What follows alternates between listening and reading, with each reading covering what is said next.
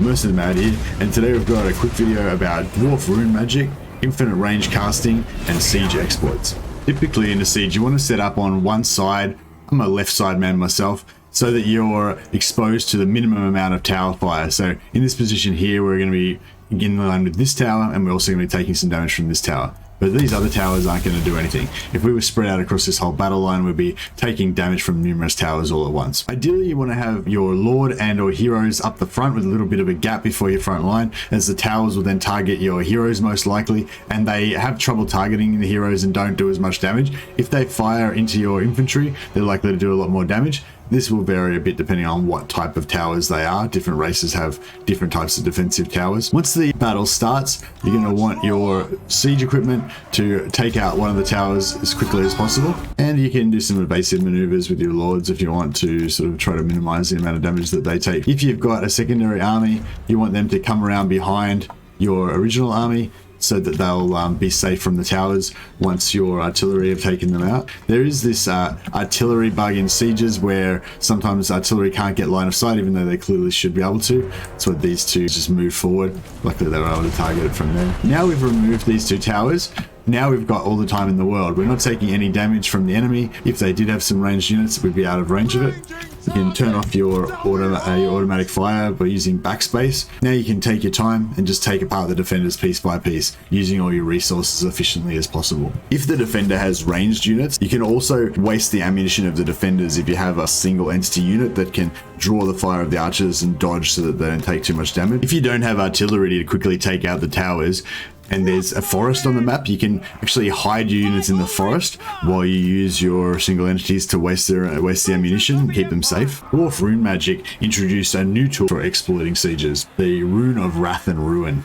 It's a short range AoE damage spell that does light to moderate damage in a smallish area, and it has a 2-minute cooldown. Since it's rune magic, it doesn't use any winds of magic, so you can cast it an infinite number of times if you've got no time limit. The damage isn't that high, but even if you only have 30 casts in a 60-minute time limit, that adds up to a lot. You can also use the infinite casting range bug that's currently in siege battles to cast anywhere you like on the map. All you need to do this is place your caster right next to the wall. You can either be in the gate doorway or just next to the wall anywhere really. Even though the marker will say that it's out of range, it will still cast normally.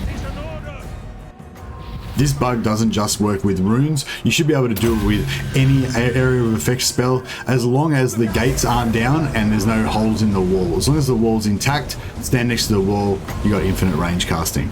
If the gates have been broken down or there's a hole in the wall, then the bug will cease to work and you'll only have your normal range. If you have powerful AoE magic, gate blobbing can be another useful tactic. Get all of your forces onto one gate so that you've got a large amount of CP, or balance of power, in that one area. Break down the gate. The enemy AI, if they have a lot of infantry, also if you've wasted the ammunition of their archers, they'll move in, and you'll end up getting the enemy to mirror you with a huge lob around the gate. What that'll allow you to do is to use your AoE magic very efficiently to do huge amounts of casualties. The Rune of Wrath and Ruin is slightly less impressive and it's going to take you a lot longer, but it kind of works the same way. When those infantry are packed around the gate, you'll get more efficiency out of it. Bear in mind, you can bounce wind spells off the outer walls to hit additional targets or hit the same target again for double damage. Spells like Burning Hand will go straight through internal walls and buildings though. If you don't have a lot of powerful AoE magic or the patience to slowly grind them down with 3 Runes of Wrath and Ruin, the next best thing to do is to clear the defenders using archers, crossbowmen, troops with arcing shots. Direct fire guns won't be very useful in sieges. You want to prioritize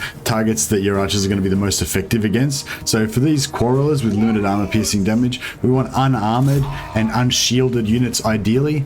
Here we've got a choice between zombies and crypt ghouls. Because the crypt ghouls are a more expensive unit, we'll focus them first rather than waste our ammunition on zombies. If the enemy has artillery and you can't destroy it with your own artillery or with a flying unit, you're going to need to waste the ammunition of that artillery, otherwise your infantry are going to take very high casualties. Another thing you can do is you can actually get their artillery to hit their own defending units on the walls. Because enemy ranged predict where your units are going to be, if you move towards the wall just as the artillery fires, they'll actually hit their own troops on the wall and also do damage to the wall and gate itself. A quick note, fortress gates like the ones in Ulthuan and the Empire fortresses don't count as walled settlements, so you don't need siege equipment to attack immediately. Also, unlike normal sieges, the towers don't reach all the way to the edge of the map, so you can set up at the edge of the map safely. Large trees do block artillery and tower fire, which can be very useful for tanking, but bear in mind you have to be in a position where you don't have the hidden buff, otherwise they won't target you. If you don't have any powerful magic or an archer heavy army, I find good old bum rushing the walls actually is quite effective a lot of the time. I prefer to use hybrid troops like Free Company Militia or Black Ark Corsairs for this, but any strong infantry obviously will do well with taking the walls. You can attack along the whole length of the wall, having your men climb the walls and engage the defenders in melee. The defenders usually are not able to coordinate well with the walls. The AI doesn't seem to cope well with it, so you should be able to get local superiority in different areas. Hybrids like Free Company are particularly good because if one unit gets free, then it can shoot to aid its neighbors to defeat their opponent. Once the units on the walls are defeated, then you can shoot down from the walls into the defenders that are on the grounds inside. If they have a lot of cavalry or monstrous infantry that can't climb walls, they'll essentially be sitting ducks. The enemy will try to match its defenders to where it sees most of your force. So if you can hide some of your infantry either in forests or using stalk, you can actually trick the AI into thinking that you're going to have all your forces on one side and have the majority of your infantry hidden on the other side so they can get over the walls much easier.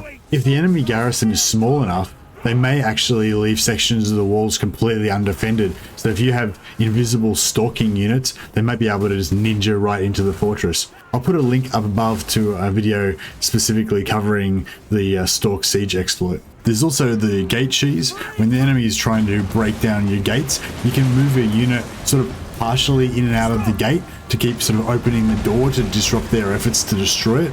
If they're trying to move a battering ram, you can open the door. If they try and send troops in, you can close it. You can trap their troops halfway through the door and kill the exposed troops. I could probably go on and on. There's lots of stuff to talk about with sieges. Setting your artillery in the most effective mode, getting your archers on the corners so you can shoot down the length of the troops on top of the walls. But I think we've covered most of the main exploits that you need to win sieges. Hopefully this helps you guys out. If you want to help me out, and hit the like button, that really helps me out. And if you want to see more of my videos, then you can subscribe. If you like to be notified as new videos come out, then hit the notification bell. All right, that's all I got. Thanks guys.